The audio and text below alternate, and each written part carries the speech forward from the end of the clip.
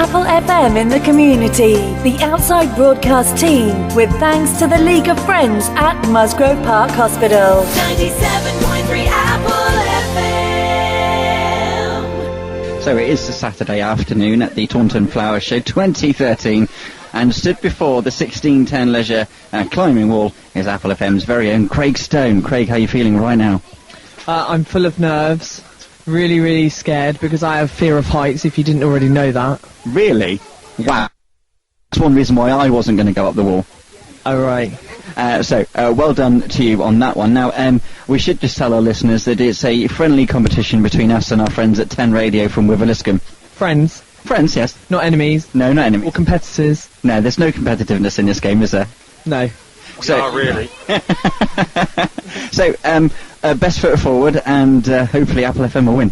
Yeah, well, I'll do my best. So we've spoke with Craig. I suppose we should speak with the friendly competitor in this rock climb this afternoon. The representative from 10 Radio with Wiveliscombe is Ash. Afternoon. Hello, you alright? Yeah, not too bad. So what was the idea for this then? Who came up with the idea for the dash to the top of the wall? I think it was both of us that come up with the idea, wasn't it? To come up with this one? Yeah. Just a bit of friendly companion. Yeah, well, you got a D-Roan harness, Craig. So just to let people know that 10 Radio and Apple Radio get on together. Yeah, exactly. But we will obviously be screaming for our guy to get to the top, and I suspect your team will be screaming for you. Yeah, but there's a... well, the limited few of them. Yeah. I think... Just sat in the box. I think we've got a bigger crowd here. Yeah. Yeah. But we shall see who gets to the top of the wall first. Right guys, the way we're going to do this is 2 points of contact, okay? So either 2 hands or 1 hand on 1 foot to start off with. Everything else has to be completely clear of the wall, okay? So if you get 1 hand or 1 foot on, or both hands, or however you want to do it, just 2 points of contact on the wall. That's not what I signed up for. No, we just signed up to get to the top. Alright, okay, off we go then. Good. Come on, Craig. Go on, Craig. Go on, Craig. Come on, Craig. Ash, what are you playing at? My boots keep slipping. Oh, Craig. I think it's hang on. Yeah. Come on, Craig. Come on, Craig. It's hard enough without the 2 points of contact, because how slippery it is. Oh, wow. Go on, Craig. That's got dark. Well, we may be the new kids on the block on the FM dial, but I think we're going to get to the top first. Come on. Come on, Craig. Come on, Craig. Come on, Craig.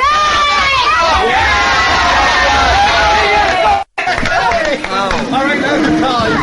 That's a tie. I reckon that's a tie. That's a tie. That's got to be a tie. That's a tie! That was 10. Craig. Do you know what? It's all about the taking part, really. It certainly is. This isn't funny. Oh. I don't like losing. Let's shake hands on it, guys. Well done. Very close. So there you go, that was the outcome of the Apple versus 10 Radio challenge, climbing the wall earlier. Craig, you let us down. No, hang on. Can I just say, whoa. I heard several people shout, draw! Yeah, so did I. Yeah.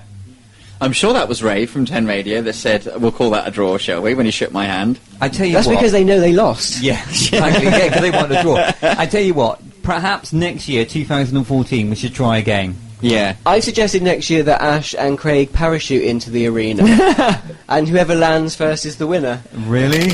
You are listening to Truly Local Radio for the caring community of Taunton. 97.3 Apple FM.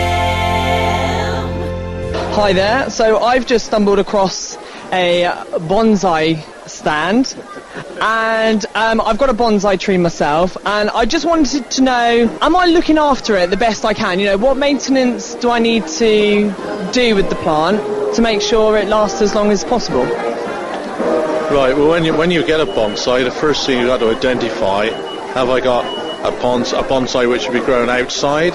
Is it a bonsai which can grow indoors? All trees should be grown outdoors, but there's only a few which will tolerate being grown indoors. Okay, because my bonsai tree is indoors. I've had it for about 3 years. It hasn't really grown much, but I guess they don't. It has leaves, but I just give it water every so often. Is that right?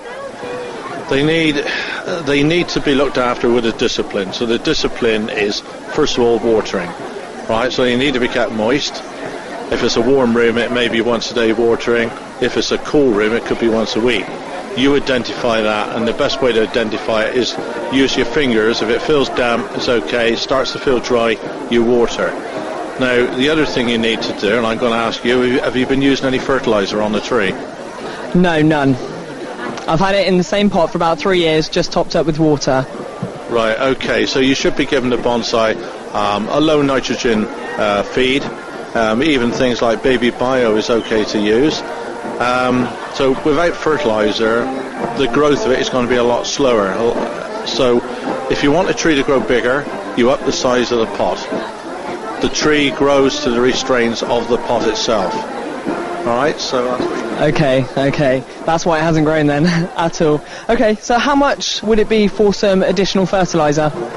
Well, a little bottle of the fertiliser I'm using, which is one locally made by Growth Technologies, and that's one called Bonsai Focus, and you can get a little bottle here for £3 a time. I think you've just made yourself a sell. Thanks very much. Thank you. 97.3 Apple FM. Let's cross over to Chris Young, who I think is in the main arena, and he's caught up with somebody. The weather is slightly up and down, but it doesn't seem to matter because this guy that I'm going to be talking to is really good with the weather, especially when it comes to flying these most beautiful birds that you've ever seen in your whole life. First of all, I'd like to say hello to Jonathan Marshall. Would you like to give me a quick rundown on... I see that you've got 5 birds here. I brought a team of different hawks and falcons. We've got a couple of peregrines over there, and a Ger falcon, and a red-tailed hawk, and a Harris hawk, and of course a beautiful Lusitano show horse over here who does the shows with me. I've seen you riding her, and she's absolutely amazing, because when you ride her, you look like an Indian. You ride her Indian style. Yeah, well, no, I've been called worse than that. It's not worse, that's a compliment. Well, I ride bareback, you see, so it's a Spanish style of riding, freestyle riding, which I've obviously done for years, learnt it in Spain, but it means you're not wearing a saddle, and it's all very dramatic and flamboyant, you know? Okay, but what are the spurs? You've got, like, spurs, what are they for? Well, because the horse is trained to do various different tricks and manoeuvres, Spanish walk, which we call the Paso Español, and Passage, Piaffe, and all those different movements are cued by your feet. And if you have spurs, and you can see these aren't sharp, they're blunt spurs, but what they do is it allows me to be much more precise about where I put my feet. If I'm just putting my ankle on there, it's not quite... It's a bit like a mobile phone with a pen. You can get to the buttons better. You touch the horse with the button. Yeah. I understand, yeah. Oh, that's cool. Because, like, when you were riding around, and then she does all her tricks and everything, like, you know, it was absolutely amazing. Yeah. And to watch you with these birds, it must be a lifetime's job. Yeah, well, I started this as a kid. Got my first bird in 1978, believe it or not. And I was only... Let me think now. I was probably 10 years old at the time. Yeah, I would have been 10.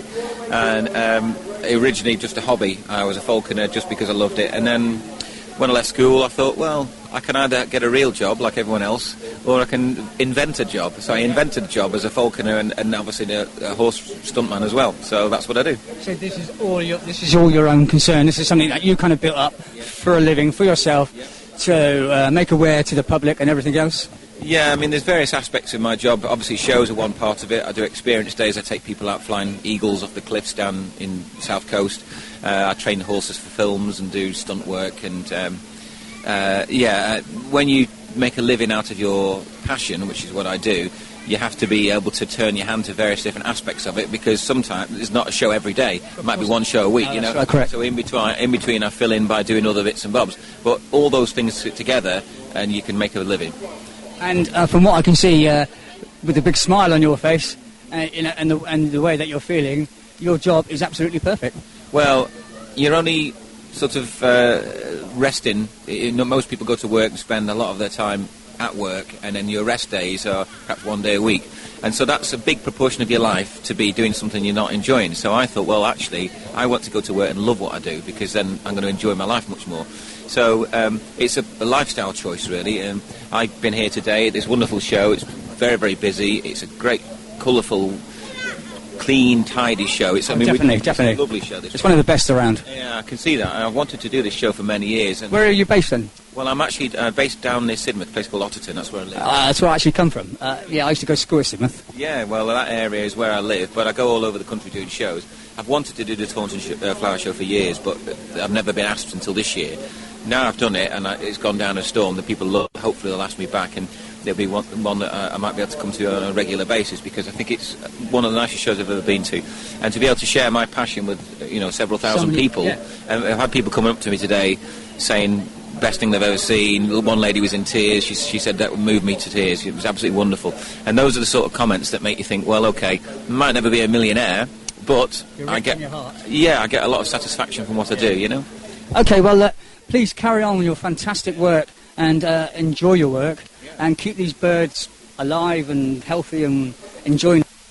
And that beautiful horse, look after her. She's gorgeous. And I want to say thank you very much indeed. You are listening to truly local radio for the caring community of Taunton. 97.3 Apple FM. I've just come into the wine tasting tent, and with me I have Pam. Hi Pam. Hi. And Peter. It's good to meet you. So, what's happening here today? What are you displaying? Well, we've got about 110 different bottles of wine.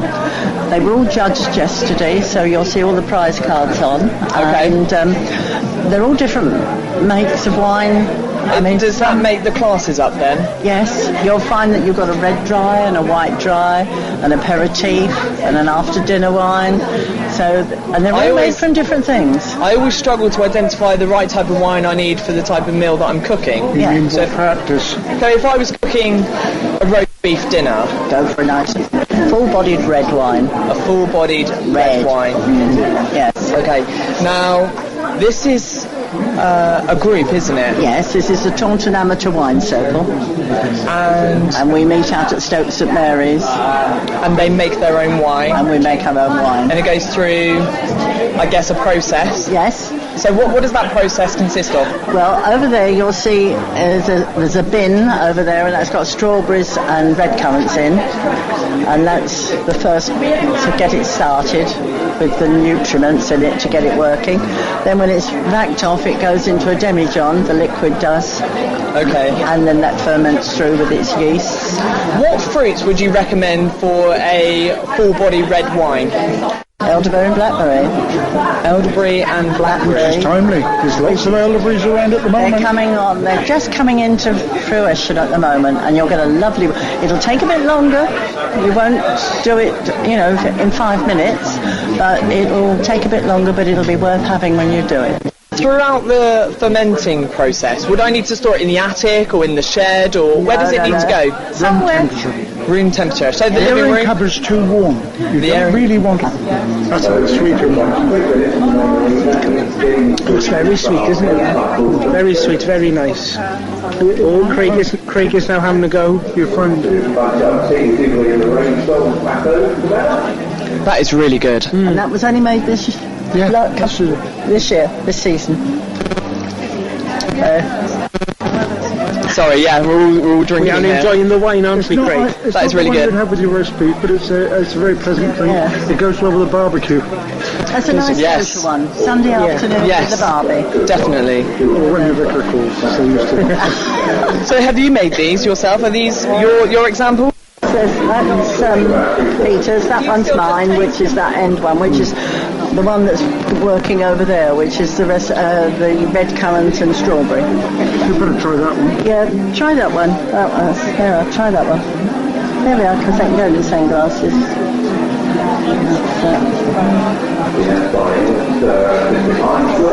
So how did you get into this? We were all very poor at one stage, and it was the only way we could afford any drink. Thank you. We've always done it. Yeah. My grandparents and my parents did it, and it was an automatic thing, And what you got in the garden, you used and made wine of, didn't you? And a few years ago, there was a real boom in homemade winemaking, And that chap there, C.J. Berry, wrote The First Steps in Winemaking and sold 2 million copies of it. So, wow. But people have got less interested in doing food for themselves, and dare we say, and it's dropped off a little bit. But there's still one or two enthusiasts like Pam and myself around to keep the art going. And we hope to have other members come to join us. That's brilliant. How do you like the strawberry? Yes, do you know what? I think I actually prefer the Sunday afternoon one. Yeah, it's sweeter. Yes. This is it. It's a dry. That's a medium dry. Do you mean you want another one? No, you want a chocolate? That's fine. That's fine. I'm about to go out and have some dinner. For the caring community of Taunton.